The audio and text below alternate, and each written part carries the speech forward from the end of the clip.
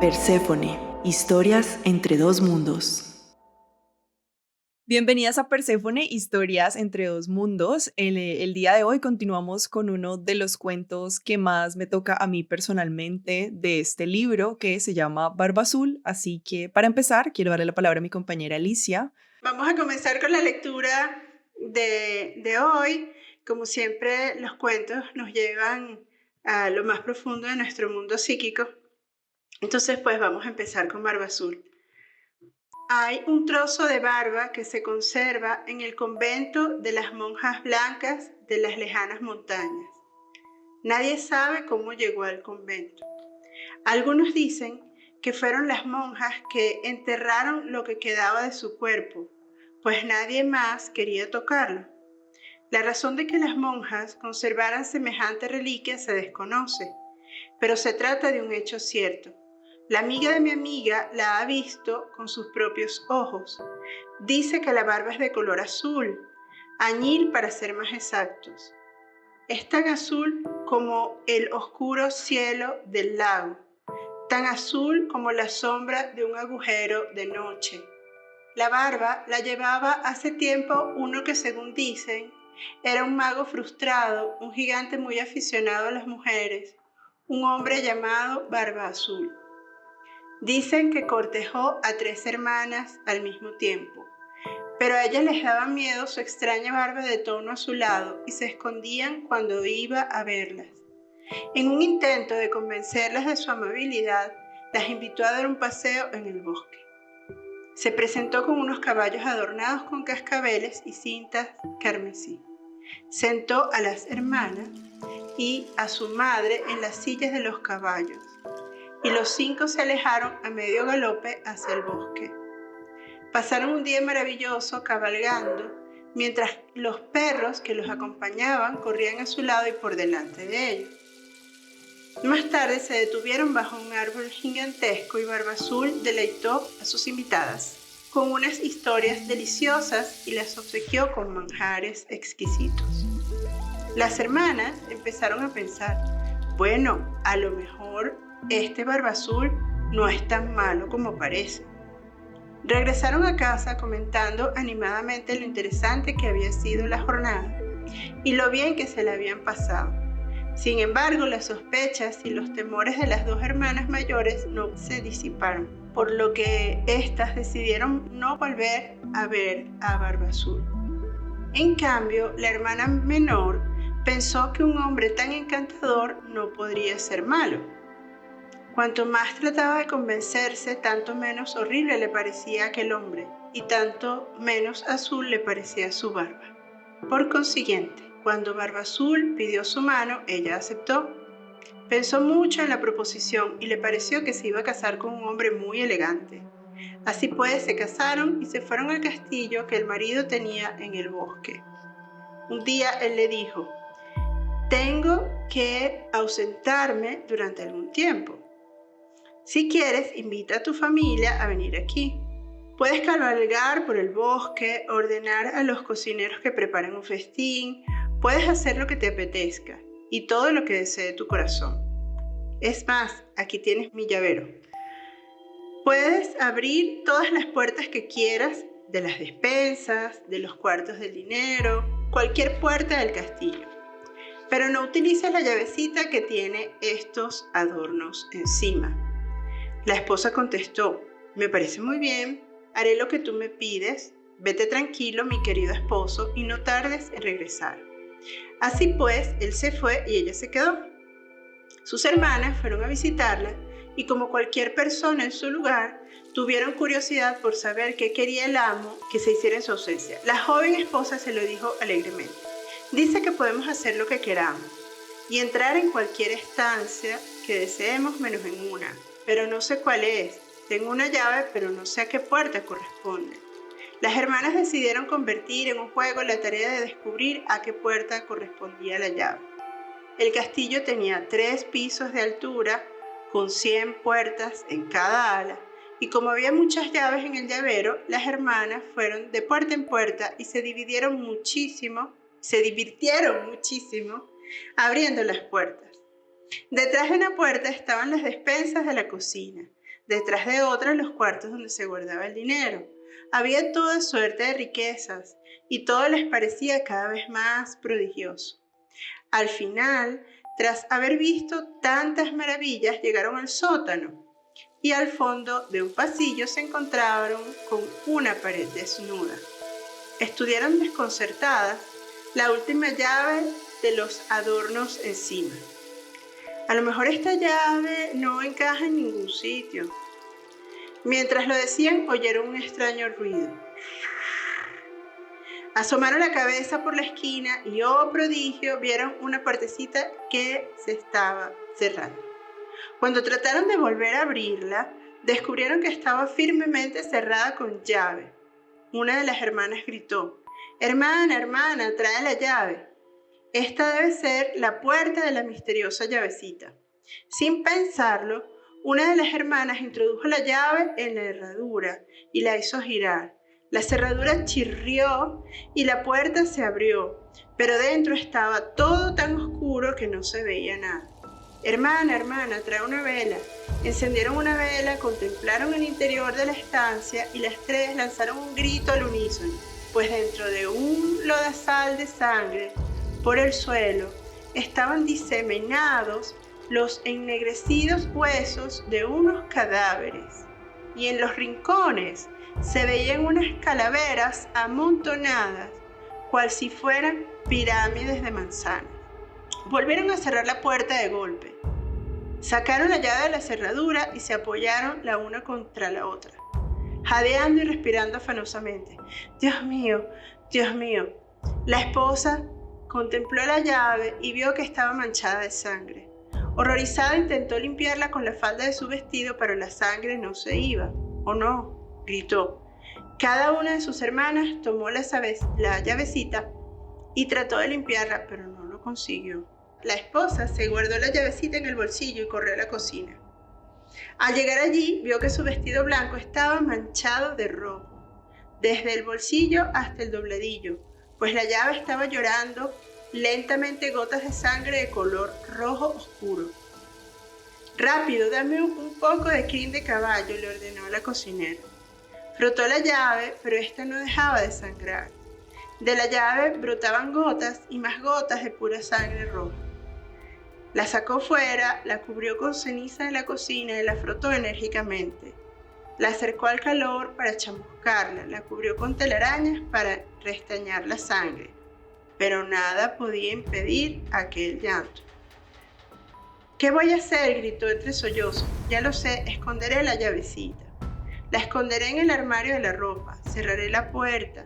Esto es una pesadilla, todo se arreglará». Y eso fue lo que hizo. El esposo regresó justo a la mañana siguiente, entró en el castillo y llamó a la esposa. «Y bien, ¿qué tal te ha ido todo en mi ausencia?». «Ha ido todo muy bien, mi señor». «¿Cómo están mis despensas?», preguntó el esposo con voz de trueno. «Muy bien, mi señor». «¿Y los cuartos del dinero?», rugió el esposo. «Los cuartos del dinero están muy bien, mi señor». «Los cuartos del dinero están muy bien, o sea que todo está bien. ¿No es cierto, esposa mía?». «Sí, todo está bien». «En tal caso», dijo el esposo en voz baja, «será mejor que me devuelvas las llaves». Le bastó un solo vistazo para darse cuenta de que faltaba una llave. «¿Dónde está la llave más pequeña?». «La he perdido». «Sí, la he perdido. Salí a pasear a caballo, se me cayó el llavero y debí de perder una llave». «¿Qué hiciste con ella, mujer?». No me acuerdo». «No me mientas. Dime qué hiciste con la llave». El esposo le acercó una mano al rostro como si quisiera acariciarle la mejilla, pero en su lugar la agarró por el cabello. «Esposo infiel», gritó arrojándole al suelo. «Has estado en la habitación, ¿verdad?». Abrió el armario ropero y vio que la llavecita, colocada en el estante superior, había emanado sangre roja que manchaba todos los preciosos vestidos de seda que estaban colgados debajo. «Pues ahora te toca a ti, señora mía», gritó, y llevándola a rastras por el pasillo, bajó con ella al sótano hasta llegar a la terrible puerta. Barbazul se limitó a mirar la puerta con sus fieros ojos y ésta se abrió. Allí estaban los esqueletos de todas las anteriores esposas. Ahora, clamó. Pero ella se agarró al marco de la puerta y le suplicó: por favor, te ruego que me permitas serenarme y prepararme para mi muerte. Dame un cuarto de hora antes de quitarme la vida para que pueda quedar en paz con Dios. Muy bien, rezongó el esposo. Te doy un cuarto de hora, pero procura estar preparada. El esposo corrió a su cámara del piso de arriba y pidió a sus hermanas que salieran a lo alto de las murallas del castillo. Después se arrodilló para rezar, pero en su lugar llamó a sus hermanas. Hermanas, hermanas, ¿veis venir a nuestros hermanos? No vemos nada en la vasta llanura. A cada momento preguntaba: hermanas, hermanas, ¿ves venir a nuestros hermanos? Vemos un torbellino, puede que sea una polvareda. Entretanto, Barba Azul ordenó a gritos a su mujer que bajara al sótano para decapitarla. Ella volvió a preguntar: hermanas, hermanas, ¿veis venir a nuestros hermanos? Barba Azul volvió a llamar a gritos a su mujer y empezó a subir ruidosamente los peldaños de piedra. Las hermanas contestaron: sí, los vemos. Nuestros hermanos están aquí y acaban de entrar en el castillo. Barba Azul avanzó por el pasillo en dirección a la cámara de su esposa. Vengo a buscarte, rugió. Sus pisadas eran fuertes, tanto que las piedras del pasillo se desprendieron y la arena de la argamasa cayó al suelo. Mientras Barba Azul entraba pesadamente en la estancia con las manos extendidas para agarrarla, los hermanos penetraron al galope en el castillo e irrumpieron en la estancia. Desde allí obligaron a Barba Azul a salir al parapeto. Se acercaron a él con las espadas desenvainadas, empezaron a dar tajos a diestro y siniestro, lo derribaron al suelo y al final lo mataron, dejando su sangre y sus despojos para los buitres. Bueno, empecemos. A mí particularmente este cuento me hace pensar, bueno, en dos cosas, en dos escenarios diferentes. El primero sería como en las relaciones abusivas y en cuando las mujeres entramos en este tipo de relaciones, y sobre todo hay una parte que a mí como que me remitió mucho a este momento, y es cuando dice: sin embargo, las sospechas y los temores de las dos hermanas mayores no se disiparon, por lo que éstas decidieron no volver a ver a Barba Azul. En cambio, la hermana menor pensó que un hombre tan encantador no podía ser malo. Cuanto más trataba de convencerse, tanto menos horrible le parecía aquel hombre y tanto menos azul le parecía su barba, ¿no? Como que me hace pensar en esos momentos en los que muchas mujeres entramos en relaciones que son abusivas con personas que tienen dinámicas complejas y empezamos a desconectarnos de nuestra intuición y empezamos como a verlas como si no estuvieran tan mal, como que empezamos a justificar a estas personas. Y por otro lado, también me hizo pensar, porque como hablamos en el anterior capítulo, nosotras somos los diferentes personajes de cada cuento. Entonces también me hace pensar en esas voces internas que tenemos muchas veces, que están guiadas por los miedos, que nos frenan muchas veces cuando vamos a salir fuera de nuestra zona de confort, que nos frenan a la hora como de expandir nuestros límites. Entonces, no sé, me toca un montón este cuento. Veo como demasiadas interpretaciones, demasiados significados en muchos de los detalles y bueno, para empezar, me gustaría preguntarte, como pensando en esto que te decía anteriormente, ¿por qué crees que pasa esto de que las mujeres nos desconectamos muchas veces como de esa intuición interna y empezamos, por ejemplo, en el caso de estar en una relación abusiva, como a justificar al otro o a tratar como de normalizar cuando somos nosotras mismas como ese depredador, como el hecho de que tengamos a veces voces internas o diálogos internos un poco como violentos? ¿Eso fue claro? Sí, está claro. En general, podemos minimizar todo lo que sea violencia, todo lo que resulte doloroso, incómodo, difícil, ¿no? Los seres humanos tenemos a normalizar, a minimizar, a negar. Digamos que ese es el mecanismo de defensa principal que utilizamos todos, la negación o si no la proyección, ¿no? Entonces, Cuando utilizamos la negación o minimizamos, así como a veces podemos exagerar y podemos maximizar, tiende a ocurrir que es como dicen en Venezuela, que metes el sucio bajo la alfombra. Aquí sería el tapete. O que estiras la arruga. O sea, como que procuras evitar enfrentarte, también en la evitación es un mecanismo de defensa, evitar enfrentarte a algo que es difícil, algo que es doloroso, algo que es complicado, ¿no? Claro. Porque en el fondo también es algo complicado en nuestro mundo psíquico. No solamente es afuera, sino, bueno, así como es afuera es adentro, ¿no? Total. Entonces, si yo evito ponerle freno a los aspectos destructivos de mí misma o autodestructivos, pues también me va a costar ponerle freno a los aspectos destructivos del otro. Por eso es que hablamos del depredador de la psique, el depredador natural de la psique, porque es lo que representa son los aspectos autodestructivos que se enganchan con los destructivos también del otro. Entonces, cuando, o sea, es natural, digamos, que todos los seres humanos, yéndonos a las bases, por ejemplo, del psicoanálisis de Freud, bueno, durante mucho tiempo Freud andaba con el tema de la sexualidad y del desarrollo sexual. Pero después él en esas reuniones de los jueves, en donde iba Jung, que era el único no judío del grupo, empezó a trabajar mucho los mitos. Pero él, claro, él se quedó con Edipo. Sin embargo, empezó a hablar de más allá del principio del placer, tótem y tabú, y, o sea, por influencia también de Jung, ¿no? Entonces ya no tanto el aparato psíquico 1 y 2, sino que habló, o sea, su definición de cómo funciona la psique, sino que entonces empezó a hablar de los aspectos destructivos.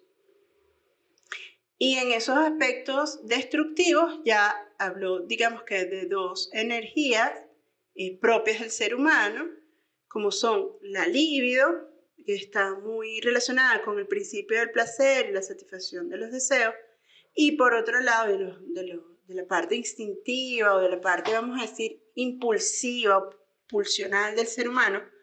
Y por el otro lado empezó a hablar también de tánatos, que es esa pulsión de muerte, que bueno, se expresa, qué sé yo, por ejemplo, se expresa cuando las personas tienen deseos de morir, deseos de suicidarse, o sea, cuando ven que no hay salida, o una forma de llevar la rabia, el odio, la decepción, entonces la lleva sobre sí mismo, ¿no? Entonces todo lo que es autosaboteo, saboteo, tiene mucho que ver con esa parte destructiva que nos puede destruir obras, nos puede destruir la vida misma, relaciones, etc. Entonces este cuento es muy bueno para nosotros tomar conciencia tanto de los aspectos destructivos del otro, que es un cuento prácticamente de violencia de género, obvio, Sí. pero en la pareja, cómo caemos por la ilusión, la ingenuidad, en no ver los aspectos destructivos del otro, porque no vemos los propios tampoco. Entonces, si yo no veo Total. mis propios aspectos destructivos, me asusto ante los aspectos destructivos del otro y me paralizo. Pero la historia es muy buena porque no se paralizan. O sea, hay un elemento muy importante que es la curiosidad. La curiosidad de las hermanas es lo que facilita, además, bueno, como tú dices, esto está muy lleno de simbolismos, pues Sí. están las hermanas, los hermanos, que son aspectos importantísimos de la psique, digamos, del ánima y el ánimo, o del aspecto femenino de la psique, masculino de la psique, representado, ¿no? Porque no es que la psique, bueno, como si fuera un edificio de departamentos, no, pero no podemos negar que es como de una forma también representativa, vemos a la psique en algunos teóricos como núcleos, otros la ven como aspectos o en el caso de Jung como complejos, ¿no? Entonces Sí, está, también lo podemos ver como la parte arquetipal del ánimo y ánima. Tanto en la esposa como en las hermanas vemos el ánima, y en el caso de los hermanos y Barba Azul vemos ánimo. El ánimo destructivo, que es sí. muy importante conocerlo porque, bueno, porque nos puede de eso destrozar muchas cosas en la vida.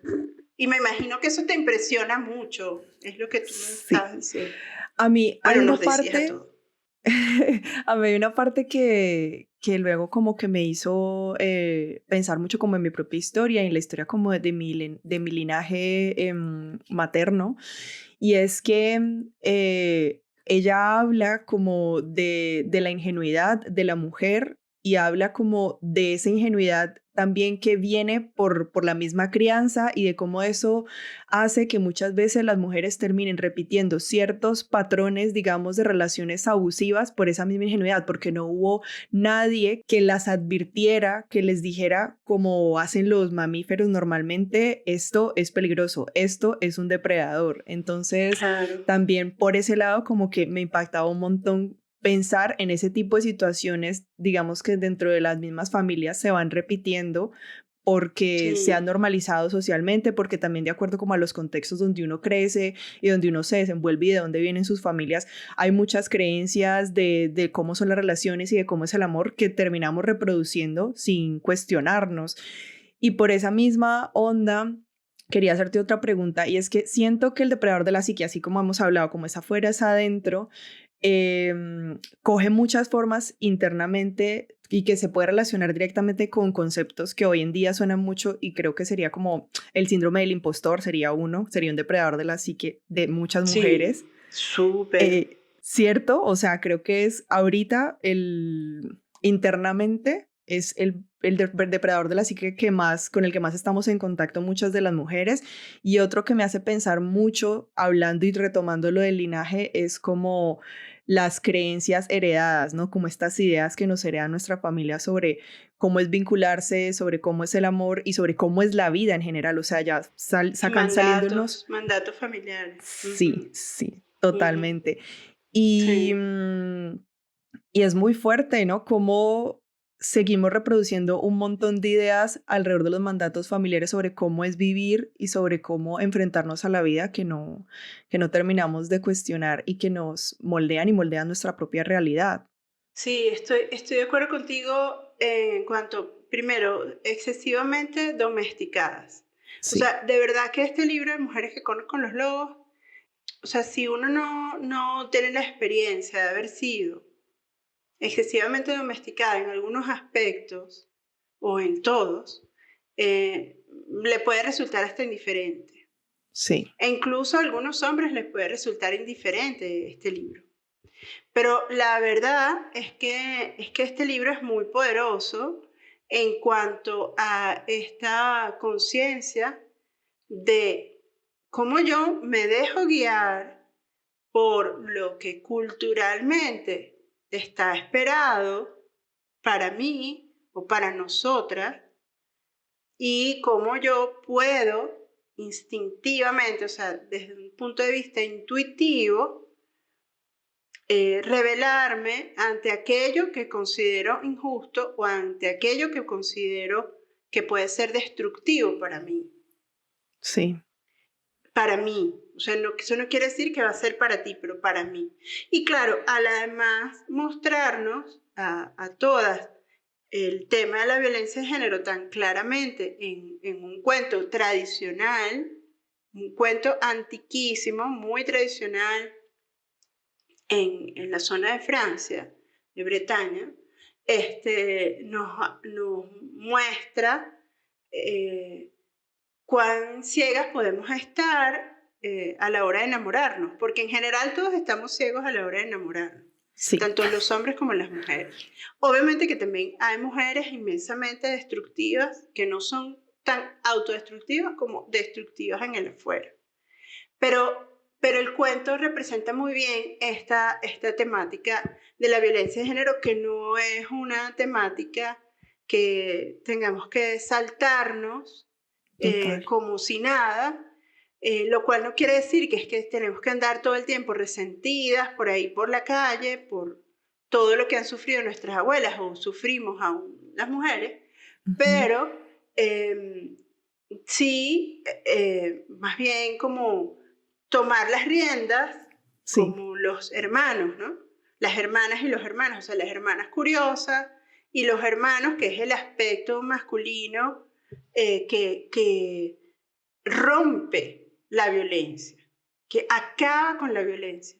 Entonces, esa simbología es muy poderosa para nuestro mundo psíquico y para nosotras en conjunto, para la mitad de la población mundial. Es muy sí, importante porque yo rompo con la violencia, y rompo con la violencia que puede venir de afuera o puede venir de adentro. Y cuando total. viene de adentro, Clarisa habla más adelante en el capítulo 11 del agua clara, de la parte creativa, de cómo nosotras necesitamos ser firmes con todo aquello que pueda sabotear nuestros procesos creativos. Sí, Entre tantas cosas, esos mandatos familiares, así como lo que tiene que ver con todo el diálogo interior que podemos repetir de esos mandatos familiares de que yo no sirvo, que yo no puedo, que yo no soy capaz, que yo esto es una ridiculez, esto es una locura. ¿Para qué vamos a hacer un podcast? ¿Cómo se te ocurre? sí, Ay, ¿y que tú qué tienes que decir? No, tú no tienes nada que decir. O sea, ese es el diálogo interior que podemos nosotras escuchar y que podemos cortar con las espadas de los hermanos. Y decir que, o sea, yo tengo derecho a expresarme con libertad y tengo derecho a tener un espacio creativo en el ujú, cual, a través de las palabras, a través de las lecturas, otras mujeres puedan nutrirse, sostenerse, desarrollarse, potenciar su autocuidado, su expresión de su creatividad, sus dones. Entonces, hemos estado muy acostumbradas a que realmente nosotras nos tenemos que dedicar es a tener pareja e hijos. sí, Eso es el mandato social, cultural. Nosotras podemos dedicarnos a eso toda la vida, sí, es bonito, sí, es lindo, claro que es bello, pero también nosotras tenemos otros aspectos y podemos dedicar nuestra energía psíquica a desarrollar esos otros aspectos, que no son solamente el amor de pareja o el amor materno, que son muy lindos, pero que también tienen un toque machista de yo tengo que vivir abnegada y mi vida solamente tiene sentido si yo me dedico a esa forma de amor de mártir, cuando realmente hay otras formas de también transformar al mundo, transformar la comunidad, de darle, de aportar, de aportar algo a los demás y a total. nosotras mismas, porque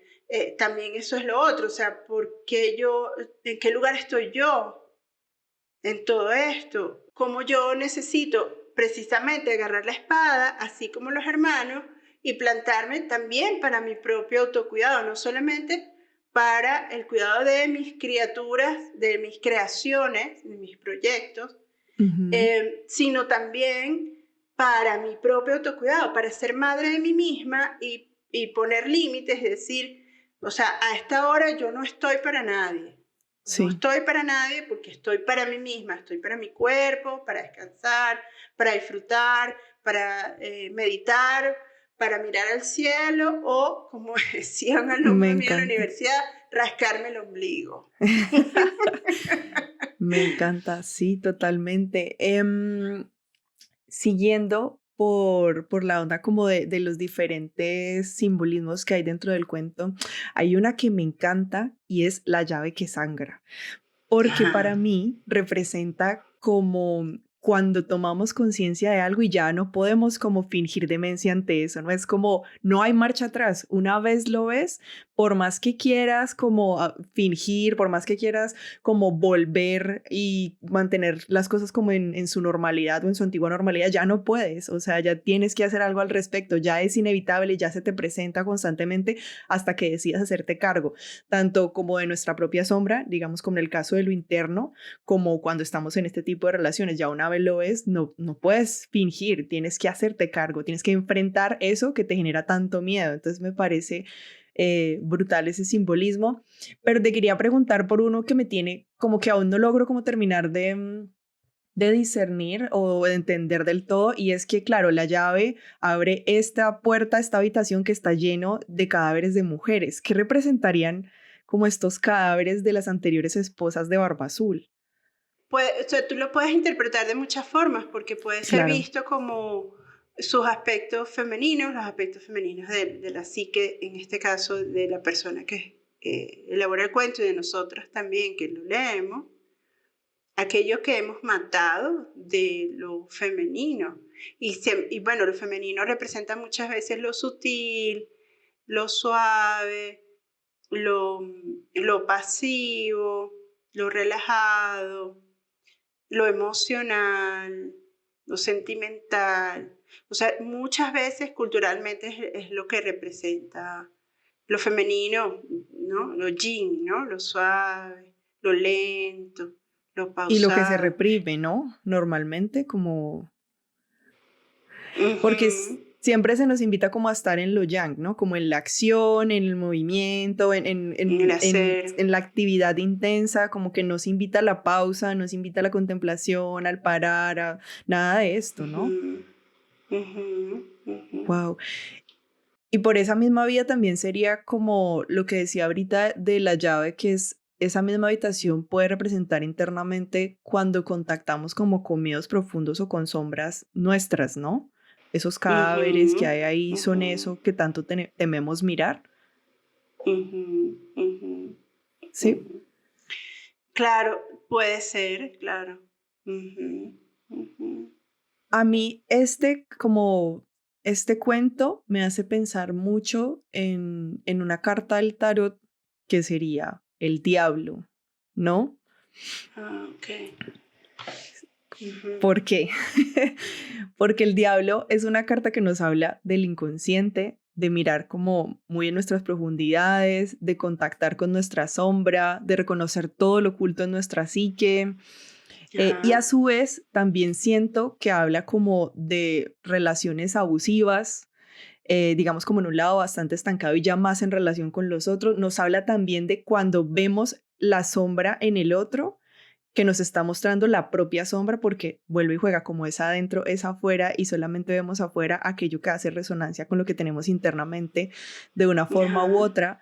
Y va muy Ajá. de la mano con algo que tú decías ahorita, y es que, claro, cuando caemos en este tipo de relaciones abusivas, ¿qué aspecto de nosotras está permitiendo que podamos vincularnos con este tipo de relaciones, no? Entonces, por Un eso me hace aspecto que pensar. abusa de ti también. Claro. Exacto, Ujú, exacto. ujú. Sí, ¿tú qué piensas de eso? Bueno, me encanta la asociación que haces. No conozco esta carta, pero me parece, o sea, la he escuchado, la he visto, pero no conozco profundamente su significado. Pero me parece interesante porque también es eso, son aspectos proyectados también, ¿no? O sea, aspectos proyectados de nosotros mismos en esta figura a la que llamamos el diablo. Entonces, me parece importante eh, ver estas proyecciones, recogerlas, asumirlas como propias también, porque es eso, es cómo yo me voy a cuidar si yo de alguna forma dejo que el otro abuse de mí. Pero es que no me doy cuenta hasta que no abro los ojos y no veo sus aspectos destructivos, no me doy cuenta de que estoy permitiendo. Exacto. Entonces es como tomar conciencia de la propia destructividad y de la destructividad del otro es un proceso que, como tú muy bien dices, lo oculto, lo reprimido, lo que no se quiere ver, lo que se evita, lo que se niega, pero qué importante es verlo. En muchas oportunidades estamos en un periodo de la vida, bueno, que está muy signado por todo lo digital y todo lo digital a veces lo popular es lo divertido. O sea, la Sí, gente bailando y tal y tal. Bueno, eso es lo popular, o los cuerpos bonitos, tal, o sea, lo estético, lo, lo aspiracional. Pero la gente entonces no tiene la oportunidad de pensar, de reflexionar acerca de sí mismo y tampoco darse cuenta de todos estos elementos que los mantenemos a raya y que nos pueden llevar a sostener vínculos desde la ingenuidad. Hablando, por cierto, de Perséfone,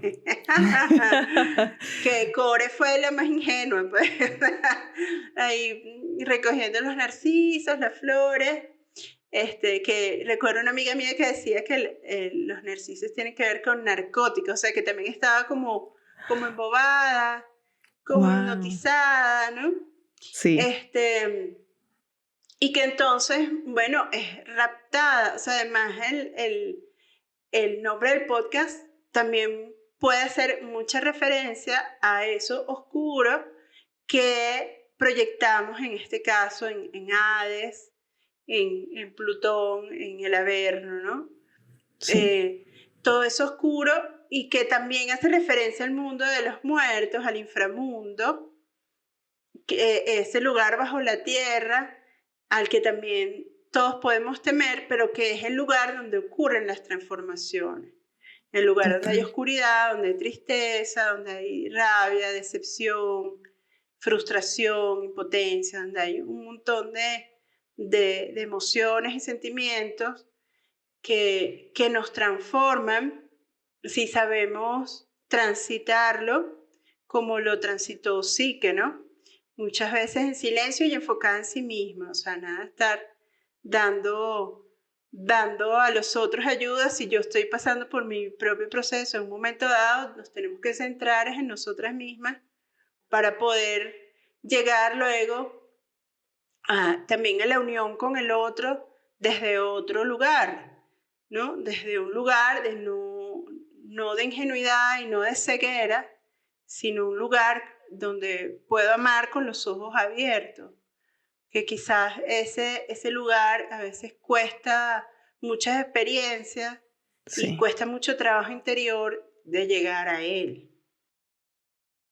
Eso que acabas de decir me hace pensar mucho en, en mujeres que aman demasiado, porque Ajá, creo que muchas veces, o al menos lo que me ha pasado a mí es que vienen a consulta de tarot o tengo contacto como con amigas o con mujeres que están en relaciones complejas, abusivas o no se vinculan, digamos, se vinculan desde la ingenuidad. Y creo que sí, el mejor consejo es concentrarse en sí mismas, enfocarse como en sanar, en cultivar su vida espiritual, en trabajarse a sí mismas sí, para poder vincularse desde otros lugares, para poder claro, sanar, como decíamos ahorita, eso que permite que se vinculen con estos vínculos más nocivos o eso que está, digamos, como dolido o en sombra de ellas mismas, pues pueda salir a la luz para que puedan generar otro tipo de vínculos completamente diferentes. ajá. Sí, sí, sí. Me recuerda mucho, porque bueno, ahorita estoy en la onda de comer, rezar y amar. Me recuerda muchísimo lo que le sucedió a Liz. Hay una letra en el teatro, cuando, o sea, ella escribió una obra de teatro y ella va a verla después de haber terminado con su esposo. Y cuando se sienta, o por lo menos en la escena principal, cuando ella se sienta allí a escuchar la obra, la actriz habla de su manera de amar. Y ella dice, yo amo entregando todo, entregando mi tiempo, mi cuerpo, mi dinero, mi perro, el dinero de mi perro. Y a mí me pareció, yo dije, Dios mío, vete la iluminación.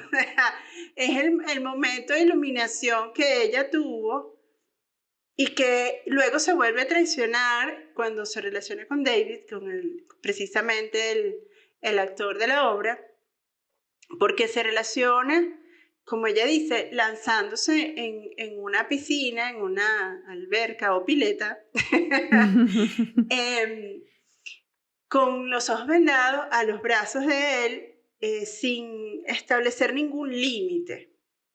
Ya, Un límite que la protegiera a ella, que protegiera su individualidad, porque el amor no puede funcionar si no hay protección de la propia individualidad. qué Entonces, importante. es un proceso, muchas veces, como te decía, largo, que muchas mujeres se puedan dar cuenta, a lo mejor escuchan el podcast, dicen, wow, mujeres que aman demasiado, comer, rezar y amar, oh. Y entonces dicen, ¿desde dónde estoy amando yo? Estoy amando desde servir al otro, con aquella abnegación que nos han enseñado a ser mártires, o puedo relacionarme con el otro desde somos dos adultos, yo no soy la mamá de él, somos dos adultos y yo, bueno, puede ser caso incluso no solamente hetero, ¿no? También puede ser homosexual, también puede ocurrir lo mismo, porque es que Sí. el asunto de lo femenino y lo masculino en lo cultural se repite hasta en las relaciones homosexuales, ¿no? Ujú. Que entonces una persona entra al servicio de la otra y permite verse precisamente como eso, como un sirviente o como una sirviente del otro, como la madre abnegada del otro que va a cuidar del otro cuando el otro tiene sus recursos para hacerlo, así como el otro tiene eso y esos otros aspectos también destructivos. Y es destructivo amar desde allí. Lo que pasa es que Total. hasta que uno no toma conciencia de cuán destructivo puede ser, porque eso no quiere decir que no vas a ser solidario o que en un Ujú. momento determinado algunos de los dos esté pasando por un mal momento y no vas a cuidar del otro o el otro no va a cuidar de ti. No, o sea, no se trata de eso. Se trata de cuando se establece un patrón vincular, o sea, una forma de relacionarse que es como la de Liz, de Comer, Rezar y Amar, o como la de la autora de Mujeres que aman demasiado, que ella dice, es que me di cuenta desde dónde yo me estoy vinculando con el otro, me estoy vinculando desde mis carencias, desde que yo no me amo. Entonces, Sí. si yo no me amo a mí misma, le voy a dar al otro todo el amor que tengo. Y no, o sea, yo puedo amar desde yo me quiero, yo me cuido, yo me protejo en primer lugar y te amo a ti como mi pareja, como un otro que es igual, una relación simétrica le llamamos nosotros, que Claro. un otro que es igual con el cual voy a hacer acuerdos para que este amor puede existir.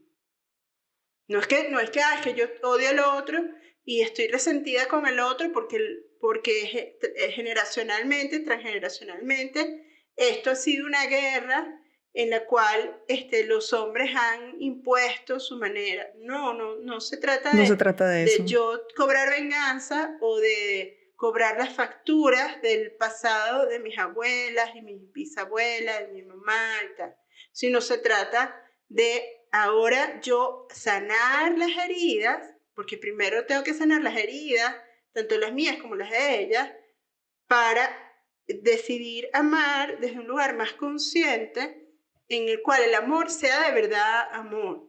Porque bueno, antes los vínculos además eran matrimonios por acuerdos económicos. No, eso no era amor, eso no era acuerdo. Me gustaría que hemos hablado respecto como a la violencia de género, a los vínculos abusivos, a desde dónde nos vinculamos a veces para que se den este tipo de circunstancias, pero hay un tema que, por ejemplo, a mí me parece que se repitió un montón y es uno de los temas más recurrentes que me salen en consultas de tarot y es como nosotras mismas como depredadores de nuestra psique, ¿no? Y lo que hablábamos ahorita, el síndrome del impostor, Ajá. de las creencias limitantes que heredamos de nuestros ancestros. Y quisiera como saber, como que habláramos de qué podemos hacer frente a nosotras mismas como depredadoras de nuestra psique. ¿Qué recomendaciones, o sea, yo creo que hay que ser muy conscientes de nuestro diálogo interno, pero qué recomendaciones das tú como terapeuta frente a esto? Yo, digamos que normalmente lo que le intento decir a las personas es que intenten ser muy conscientes de cómo se hablan, de cómo piensan y de las autolimitaciones que se imponen. Y las invito mucho a escribir para que detecten cuándo su diálogo está siendo nocivo, y las invito también como a que cada vez que digan algo en voz alta negativo de sí mismas, intenten como corregirse para ir moldeando ese diálogo interno. Pero, por ejemplo, tú como terapeuta, ¿qué tipo de recomendaciones haces frente a esto? Bueno, esto es algo que hay que trabajar en terapia, es lo que Sí. también viene a ser como el super yo, de alguna forma, un super yo rígido, severo, o sea, ese aspecto de la psique que puede ser cruel con nosotros mismos en general, ¿no? Entonces, es algo que hay que trabajar. Y a mí me gusta mucho todo lo que has planteado, me parece que es muy válido todas las recomendaciones que das, pero siempre es importante como tenerlo pillado, ¿no? Tener pillado al depredador de la psique, eh, no solamente en palabras, sino también en acciones, porque a veces entonces tenemos acting, que es que hago cosas sin querer que son destructivas. Entonces, Wow. eh, eso va desde, eso tiene, sí, tiene que ver con lo creativo, pero también tiene que ver con todo lo que es con la comida, con la actividad física. Si yo quiero comer de tal forma que para mí me parece que es adecuado para mí, entonces cuando yo me saboteo, ¿no? Lo cual no quiere decir que obviamente que todo el mundo va a oscilar en las polaridades, ¿no? Es de hecho supernatural entender esta ley que vamos oscilando entre una polaridad y otra, y mientras más extremistas seamos, menos vamos a poder ser flexibles para lidiar con la realidad. O sea, el mundo psíquico requiere de nuestra flexibilidad para nosotros encontrar ese equilibrio de no irnos a los extremos. Que, Ujú. bueno, fíjate, ahorita, por ejemplo, a nivel político, los extremos están, pero bueno, las polaridades están al máximo como yo no las había visto desde hace mucho tiempo. Entonces las polaridades se van al máximo y los extremos se tocan. Entonces cuando más bien encontramos un equilibrio, somos más flexibles, más comprensivos, más compasivos. Entonces ahí uno tiene que trabajar mucho también, además de esta parte masculina firme, como los hermanos del cuento de Barba Azul, hay que trabajar también la madre interna mucho. Todo lo que tenga que ver con comprenderse, con ser compasiva, con escucharse, escuchar el cuerpo, escuchar las propias necesidades, Sí. porque eso es lo que también te ayuda a encontrar ese equilibrio entre las polaridades. Y no solamente en el mundo psíquico, es que también en el afuera. O sea, yo puedo decir, eh, esto es blanco. Yo puedo decir, a los niños no hay que regañarlos. Pero yo puedo decir, no, los niños hay que regañarlos. En el mundo exterior también uno tiene que ser flexible, porque, porque irnos al extremo, no, yo no voy a poner límites o yo voy a complacer en todo. Por ejemplo, como madre, también es irnos a un extremo que puede ser destructivo. Claro. Entonces también el manejo de los extremos y de las polaridades puede ser parte de aquello que nos sabotea, que nos depreda, que nos hace daño. Por eso necesitamos esa flexibilidad, porque como dice la tabla esmeralda, existen las polaridades y existen medias verdades. Entonces nosotros como, yo me voy a ser fanática de algo y después me doy cuenta que, qué sé yo, me meto en una religión y después me doy cuenta que los religiosos son embaucadores, violadores, etcétera. La decepción. Bueno, porque tú necesitas ver que todas estas son medias verdades y que los seres humanos tenemos polaridades todos.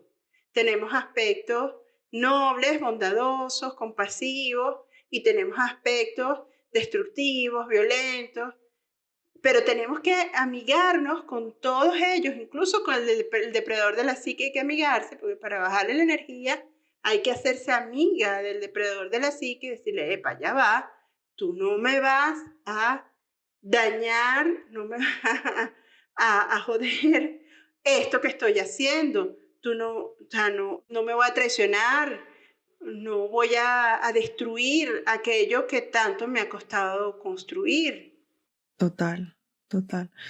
Mira que nunca lo había pensado desde las acciones y me parece súper interesante. Me lo llevo también como tarea. Creo que estoy en un momento donde estoy revisando mucho mis propias acciones y cómo yo misma me saboteo frente a las cosas que quiero hacer. Entonces, está buenísimo que lo traigas ahora.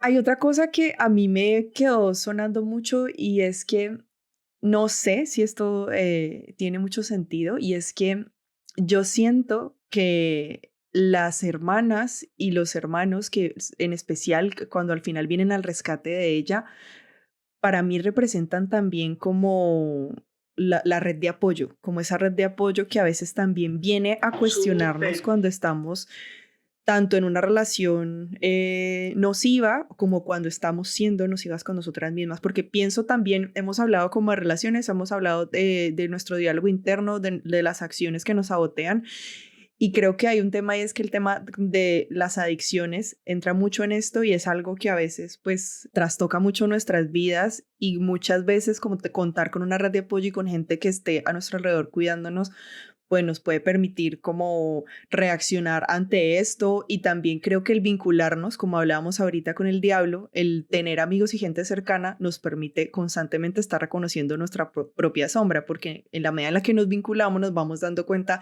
dónde nos duelen, qué cosas nos molestan, salen a flote pues todos estos miedos y todos estos lados que a veces nos cuestan mirar, ¿no? ¿Tú qué opinas de eso?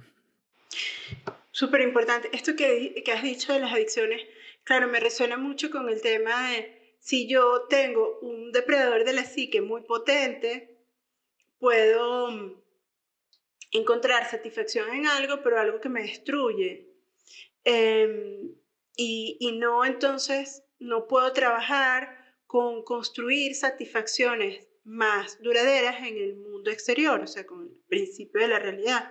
O sea, yo puedo hacer transacciones en mi mundo interno para yo hacer realidad mi sueño, sabiendo que hay limitaciones, pero que lo puedo hacer realidad. Entonces, puedo tener la cena fabulosa o el viaje tal, o ir a hacer tal actividad que me gusta, el yoga, el dibujo, la pintura, la música, o sea, lo que a mí me guste hacer, este, pero necesito hacer como transacciones dentro de mí misma, tener un diálogo interno que me permita validar mis virtudes, mis capacidades, para yo intercambiar con el mundo el valor de mis dones y de lo que hago con mis dones, mejor dicho, porque mis dones no, o sea, tienen valor de por sí, pero lo Claro. que hago con ellos tiene un valor en el mundo de afuera, entonces puedo intercambiar. Pero si me quedo como chupándome el dedo chiquita, este, con alguna adicción, sea videojuegos, sea sustancias, sea lo que sea, entonces no me permito crecer. Yo no estoy poniendo el freno, o sea, o poniendo la espada que diga ya va. O sea, yo sí, a veces me siento chiquita porque tengo una parte normativa muy fuerte, una parte muy crítica, cruel y despiadada, pero ya va, o sea, le tengo que poner freno a eso para poder encauzar lo que yo deseo y lo que yo quiero en el mundo, o sea, poder hacer mi propio camino a mi manera, con mis errores, con mis equivocaciones, pero también con mis éxitos y con mis satisfacciones en ese camino. Ujú. Sí, sí, sí, sí, sí. Mm, yo creo que la última pregunta que Ajá. tendría sería, eh, ¿cuáles son los pasos, digamos, simbólicos que da la hermana menor para recuperar su intuición y su fortaleza. Sí, yo diría que el primer paso, sin duda, es invitar a las hermanas. Invitar a las hermanas es el primer paso, porque eso es lo que a ella le permite dudar, porque ella Claro, sabía que las hermanas no tenían una posición a favor de esta pareja abusiva. Ella lo sabía, entonces invitó a las hermanas son las que le abren los ojos, las que le permiten tomar conciencia de esos aspectos destructivos, sea de la pareja o de sí misma, ¿no? Como hemos hablado, y ese primer gesto que le da además a las hermanas la libertad de abrir las puertas y especialmente la puerta de esta habitación de la muerte, es lo que de alguna forma también a ella le facilita la libertad. Entonces, las hermanas son esenciales, son, como tú dices, puede ser representada o representación de la red de apoyo que se necesita para recuperarse de cualquier cosa. total. Este, pero también es ese aspecto de la psique que duda, que se pregunta, que curiosea, que apoya, que dice, ya va, un momento, ¿qué necesitas? ¿Tú qué necesitas? ¿Tú qué quieres? ¿Cómo puedo cuidarte? ¿Cómo puedo llamar a ese otro aspecto de los hermanos? Porque ellas también llaman a los hermanos. Entonces son un factor decisivo las hermanas en ese proceso. Me encanta. Me hace pensar mucho como en... El otro día vi en internet, en Instagram, algo así, un video de una chica que decía que para ella era súper importante que con sus amigas hablaran de cómo estaban sus relaciones, porque para ella era un síntoma como una de alerta cuando una de ellas no quería hablar de nada de sus relaciones porque creían que les daba vergüenza compartir algo de lo que estaba pasando y si le daba vergüenza era porque algo no estaba tan bien. Y me impactó mucho porque en el libro de Mujeres que aman demasiado habla también de esto, ¿no? Como de alguna forma uno empieza a sentir vergüenza por las cosas que están pasando y empieza como a ocultarlo por esa misma vergüenza y por eso creo que es súper clave tener espacios seguros para poder hablar de las cosas que nos pasan, tanto como si estamos en una relación abusiva o como si estamos atravesando procesos complejos, ya sea con adicciones o con cosas más sencillas como el hecho de no poder estructurarnos para poder llevar a cabo nuestros sueños, ¿no? Digamos como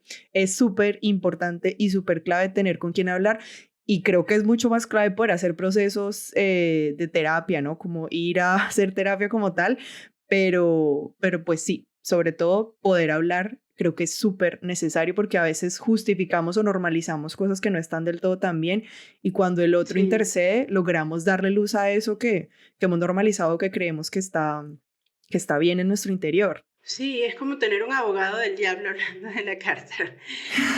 Porque hace falta siempre, o sea, siempre Sí, hace falta tener una actitud crítica acerca de lo que nos está sucediendo en la vida con respecto a nosotros mismos y con respecto a los demás. O sea, total. recordando que nadie va a ser perfecto, pero que muchas veces podemos superar los escollos, sea a nivel individual o incluso una relación puede superar, digamos que sus propias heridas y sus propias limitaciones.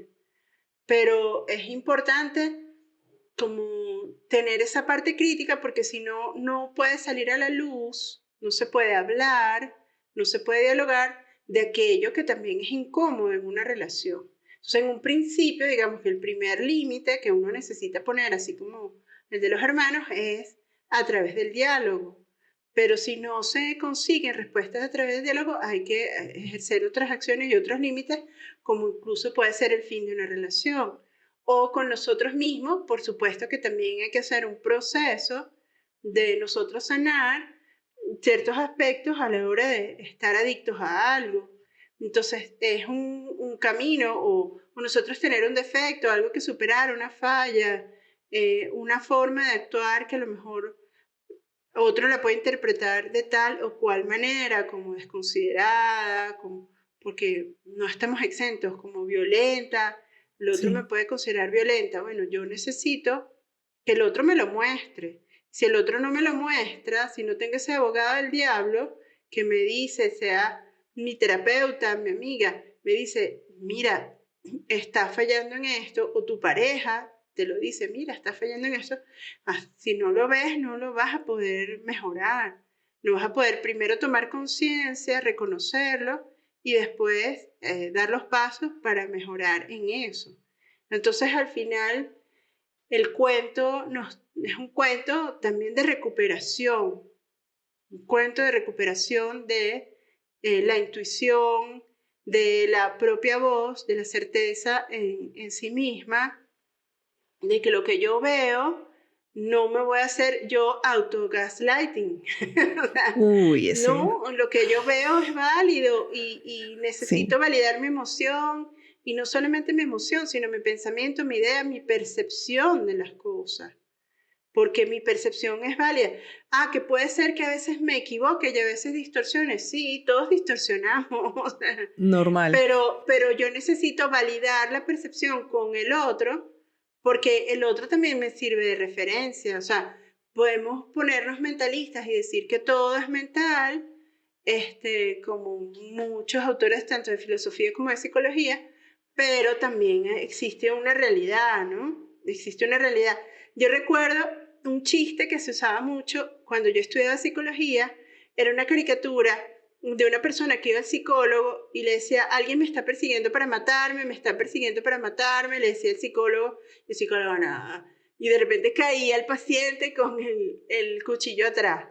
Esa, sí, o sea, ya me morí. Entonces, esa es una representación de que no todo es mental, o sea, existe un afuera y es importante, por eso es que yo también hago terapia de pareja y familia, porque es que existe un afuera y el Sí, afuera eh, trae realidades concretas, pero además el afuera también tiene percepciones que me ayudan a mí. O sea, puede, sí, intentar matarme, perseguirme y matarme como el paranoide, ¿no? O sea, el psicólogo, ay, qué paranoide, que lo van a matar, que lo están persiguiendo.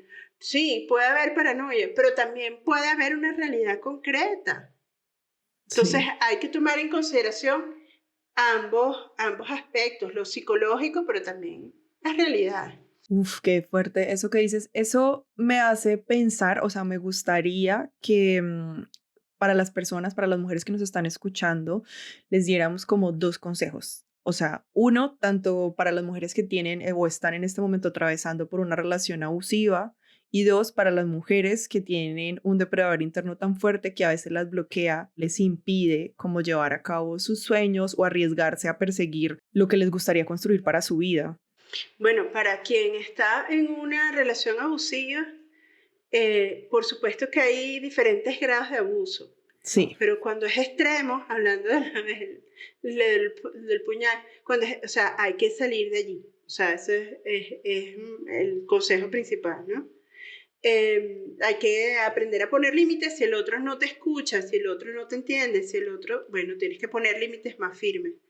Puede haber entendimiento, puede haber comprensión, sí, en las parejas puede haber entendimiento y comprensión, pero si hay un nivel de peligro, hay que hacerle caso a la intuición en cuanto a esos niveles de peligro, por algo es. Y para las que están autodepredándose, autodestruyéndose en sus proyectos y en su vida, bueno, lo principal es ponerle freno a ese diálogo autodestructivo, a ese diálogo altamente despreciativo, y actuar. O sea, empieza, aunque tú creas que esto va a ser ridículo, esto va a ser ínfimo, empieza. Que Sí, la autoestima también se construye a partir de los hechos. O sea, plantéate algo pequeñito hoy. O sea, hoy voy a hacer esto por lo que quiero. Sea por el trabajo, por el estudio, por, por mi proyecto, hoy voy a hacer algo. Y cuando logres ese algo, ya eso te da el impulso para el algo siguiente, el siguiente paso. me Entonces así encanta. empiezas a recuperarte del síndrome del impostor y de ese diálogo tan destructivo. La realidad te muestra que sí puedes. Me encanta ese consejo y quisiera pedirte un tercer consejo porque frente a las relaciones abusivas creo que normalmente es más o sea, es más fácil darnos cuenta que estamos en una relación abusiva cuando hay maltrato físico, pero siento que es mucho más complejo reconocer una relación abusiva cuando el maltrato es psicológico, cuando hay gaslighting, cuando hay otro tipo de formas que no son tan fácil de reconocer y que no son tan fácil de comunicar, por ejemplo, a nuestro entorno más inmediato y que nos desconectan un montón de nuestra intuición. ¿Qué consejo le darías a las mujeres que están en ese tipo de relaciones? En relaciones emocionalmente abusivas, o sea, allí lo primero es que hay que reconocer y validar tu dolor, la humillación que sientes, el rechazo que sientes, la traición del otro, o sea, lo que sea que el otro te está hiriendo, sea con sus palabras, con sus acciones, netamente o directamente agresivas o pasivo-agresivas, es validarte en primer lugar y validar tu percepción de lo que estás sintiendo, de lo que estás viendo, de lo que te estás dando cuenta. Eso es el primer paso porque el abuso emocional es mucho más intangible. Sí, Entonces, en la policía vas con un ojo morado y ya, pero el abuso emocional es mucho más intangible. Entonces, ese es el que necesitamos validarnos a nosotras mismas. El primer respaldo, así como las hermanas. Valídate a ti como si tú fueras tu mejor amiga, como si fueras tu hermana. O sea, valídate y escúchate porque esa es la única manera de hacer frente de una u otra forma a esta forma de abuso que a veces es la mamá, a veces es el jefe, a veces es la pareja. O sea, hay muchas personas que pueden abusar de nosotros o nosotros podemos también abusar de ellas. claro. Pero nosotros podemos garantizar acerca de nuestro comportamiento lo mejor que podamos, pero no podemos garantizar acerca del comportamiento del otro. O sea, del otro hay que ponerle freno porque me puede destruir. O sea, esto es un asunto de supervivencia. La supervivencia no es solamente física, es emocional también. Yo agregaría esto como escuchar más como eso que nos incomoda, eso que nos genera ruido, como estar más alertas a eso y empezar a conectar más con eso, ¿no? Porque a veces empezamos a ignorar así como la pregunta del inicio, que ella empezó a verle la barba, como que lo empezó a ver más guapo de lo que era y empezó a ignorar todas las alertas, pues como empezar a reconectar de nuevo con esas alertas y hacer más caso como nuestra propia intuición. Si algo nos está haciendo ruido, si algo nos está incomodando, es por algo. Y me encantó este cuento, o sea, tenía Sí, sí, ya demasiado. vamos agarrando vuelo. Me encanta, sí, sí, sí, siento que vamos ya Sí, subiendo, nos van viniendo también otras referencias y me pareció genial. chévere. Muchísimas gracias, Carol. Gracias a ti, Alicia, y gracias a todas las personas que nos acompañaron hasta aquí. Recuerden seguirnos en redes. Nuestras redes son Espacio Emocional, Cine al Inicio y Caín, guión al piso, P, guión al piso, Caín con K y con H. Cualquier cosa igual las dejamos por aquí. Recuerden que nos pueden escuchar por cualquier plataforma de audio y también estaremos por YouTube. Muchas gracias.